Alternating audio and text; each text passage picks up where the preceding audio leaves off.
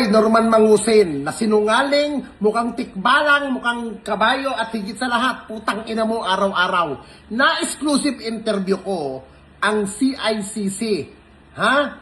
Na kung saan, mismong nagsalita, one-on-one kung kausap, ang Executive Director at Undersecretary na si Aboy Paraiso, na yung video at yung picture na kumakalat na ikay nagsuot ng pampulis uniform, official uniform ng kapulisan, ay hindi AI, hindi editing, at hindi edited. Putang ina mo! Ha?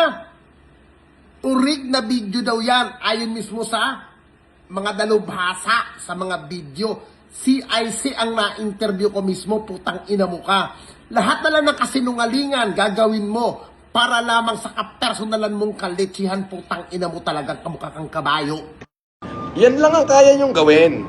Ang manira, ang kaya nyong gawin, mag-edit ng mga litrato. Ang dami nyo inedit eh. Patay yung Peña Blanca Municipal Station, inedit nyo na may malaking tarpaulin ako. Tapos inedit nyo rin yung yung nakasuot ako ng pang-Navy. Pang Philippine Navy ba yun o pang PNP? Inedit nyo, itinabi nyo pa kay General Marallag. Di ba? Ang galing nyo, di ba? Nakakamiss lang. Shoot you, sa bahay. Ay, nakakamiss lang. Magandang hapon po, Undersecretary Aboy Paraiso. Bilang head po ng DICC, CICC. oo, sir, meron pang mga lumalabas na mga video clip na kung saan yung mga video clip po, picture na suot-suot po ni alias Francis Leo Marcos na mas nga siya, na hindi daw siya nagsuot ng pang-PNP. Pero kayo po sir, dito po sa DICC, ano po ang inyong pananaw po doon sa video po na yon? So nung ina-analyze natin yung photo na available online, lumalabas na hindi siya AI generated or computer generated. Ibig sabihin hindi siya minanipula at kung ano yung nakalagay sa litrato, malamang suot niya talaga o uniforme. Opo.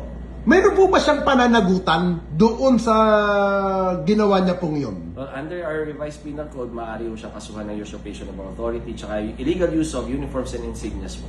Opo. Tapos sir, kasi sinasabi niya raw AI, edited lang daw po yun. Kayo po sir?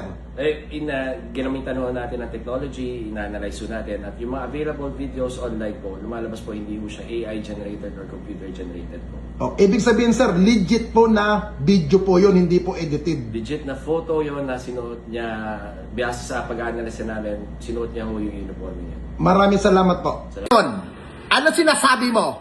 Ha? Alam mo, totoo talaga sinasabi Norman Mangusin na ang sinungaling ay kapatid ng magnanakaw. Palibasa kasi, mandarambong kang putang ina mo.